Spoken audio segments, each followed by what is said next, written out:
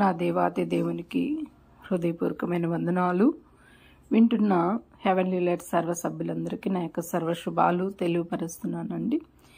ఈరోజు దేవుని యొక్క వాక్యం మనం చూద్దాం. సామెతల గ్రంథము 8వ అధ్యాయము 13వ వచనం.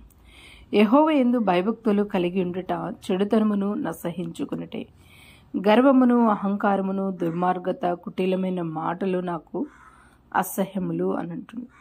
చక్కటి మాట సొలొమోను జ్ఞాని తెలియపరిచాడు. మొదటగా దేవుని యందు భయభక్తులు కలిగి ఉండుట ఎంతో మంచిదండి మన జీవితాలకి.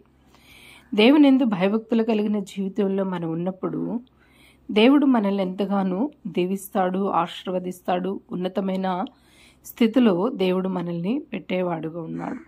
మన దేవుడు ఘనుడు గనుక మనల్ని ఎప్పుడు కూడా ఘనంగానే పెడతాడు. తన పిల్లల్ని తలగా ఉంచుతానే గాని తోగ్గా ఉంచును అని ఆయన వాగ్దానం ఇచ్చాడు. కనుక ఆయన వాగ్దానం కలిగిన మాటలన్నీ మనం గుర్తు చేసుకొని దేవుని యందు భయభక్తులు కలిగి ఆయన ప్రేమించే వారంగా, ఆయనకు లోబడి జీవించే వారంగా ఉండాలని వాక్యం సెలవిస్తుంది.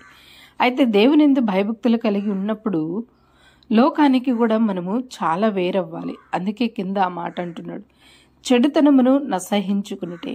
చెడు పనులకు మనము హృదయంలో స్థానమివ్వక మరి చెడుతనమును మనము అసహించుకున్నప్పుడు మనము మంచి మార్గంలో నడిచేవారు ఉంటాం. మనం నడుస్తున్న మార్గంలో బురద కానీ ముళ్ళ కానీ మనకి కనబడుతున్నప్పుడు దాంట్లో మనము నడవం కదా. కనుకనే దాన్ని తప్పించుకొని మనము పక్కకు దొలుక్కొని మనం వెళ్తాం.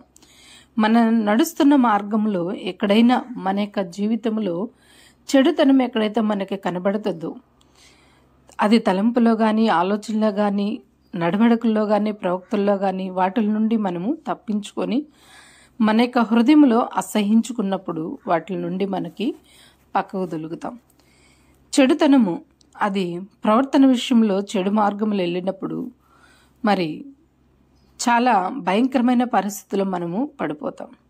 అటువంటి పరిస్థితుల్లో పడిపోకుండా, దేవుడు అసహించుకునే రీతిలో మనం నడుచుకోకుండా, దేవుడు మనల్ని ప్రేమించి మనల్ని హత్తుకొని బలా నమ్మకమైన మంచి దాసుడా బిడ్డ అనిపించుకునేదానికి మనము ప్రయాసపడేవారు ఉండాలి. దేవుడు ఈ లోకానికి వచ్చి మనల్ని కొన్నాడు, మనల్ని విమోచించాడు, మన పాపముని కడిగాడు. కాబట్టి ఈ లోకంలో కడగబడిన మన జీవితము ఒక ముత్యం వలె ఉండాలి అనంటే చెడుతనాన్ని మనము అసహించుకోవాలి. గర్వము అహంకారము దుర్మార్గత కుటిలమైన మాటలు అసహ్యము నాకు అని అంటున్నాడు. చూడండి, గర్వముగా కూడా ఎక్కడ కూడా ప్రవర్తించుకోకూడదు. ఈ యొక్క గర్వంగా మనం ప్రవర్తించుకున్నప్పుడు దేవుని యొక్క వాక్యంలో మనము ఎదగలేం. అహంకారమైన జీవితం కూడా ఉండకూడదు.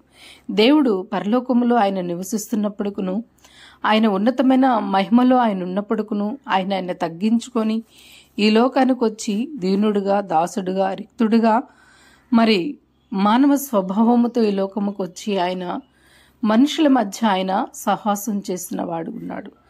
మనుషుల మధ్యన సహవాసం చేసినా కూడా ఆయన చాలా ఉన్నతమైన మనసు కలిగి నడుచుకుంటున్న వాడు ఉన్నాడు. ఆయనలో ఎక్కడు కూడా గర్వపు మాటలు కానీ అహంకారమైన విధానం కానీ దుర్మార్గత కానీ ఎక్కడు కూడా మనకి కనబడదు.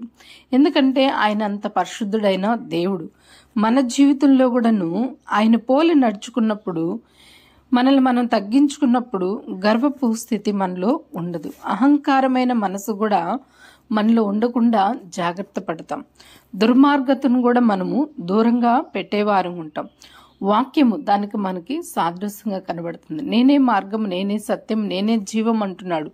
కనుక నేను జీవం కలిగిన మార్గంలో మన వాక్యంలో ఉన్నప్పుడు మనం నడుస్తున్న ఈ యొక్క జీవన యాత్రలో కూడాను మనము గర్వంగా ప్రవర్తించము. అహంకారం కలిగిన విధానము మనలో ఉండదు. దుర్మార్గత కూడా ఉండదు.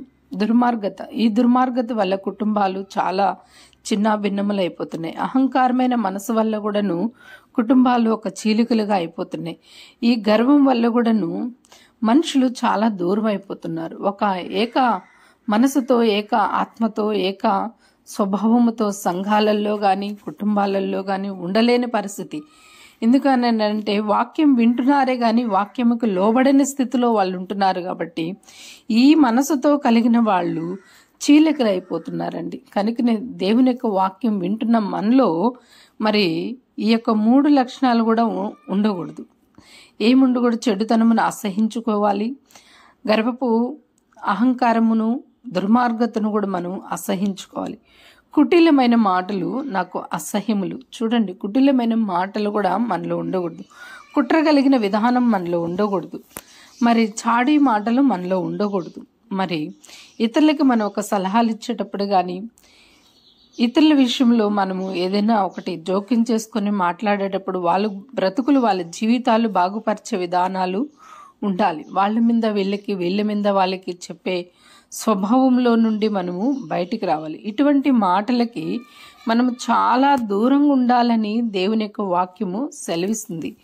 ఈ లోకంలో వాక్యము తెలియని వాళ్ళు మాట్లాడడము ఒక రీతి అయితే, వాక్యము తెలిసి లోబడకుండా మరి ఇటువంటి మాటలు మాట్లాడుతున్నప్పుడు ప్రతి మాటకు రేపు మనము లెక్క చెప్పాల్సిన పరిస్థితి ఉంది.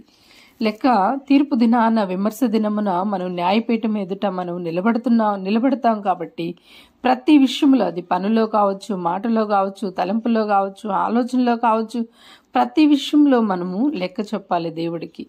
నేను అలా చేయలేదు, ఇలా చేయలేదు అని అంటే రేపు ఆయన ఎదుట మనము కుదరదు. మనం ఆయన ఎదుట నిలబడినప్పుడు ప్రతిది కూడా మన యొక్క జీవితం ఆయన జీవ గ్రంథములో, మరొక గ్రంథములో లిఖింపబడుతున్నాయి. కాబట్టి మనం చెప్పాలి. కనుకనే వాక్యం వింటున్న ప్రతి పిల్లలు, దేవుని సన్నిధిలో ఉంటున్న ప్రతి పిల్లలు, మరి వాక్యం చదువుతున్న పిల్లలు దేవుడికి లోబడి, దేవునిందు భయభక్తులు కలిగి, చెడుతనమును అసహించుకొని, గర్వపు అహంకారమును, దుర్మార్గతను, కుటిలమైన మాటలు మరి మనకి అసహ్యం కలిగి, మరి దేవుడికి లోబడి ఆయన వాక్యములో మనము నిలబడి స్థిరులంగా ఉండి ఆశీర్వదింపబడిన కుటుంబాలుగా ఉండాలని దేవుని యొక్క వాక్యము సెలవిస్తుంది. ఇటు స్థితి కలిగి మనము ముందుకు నడుచుకుందామండి.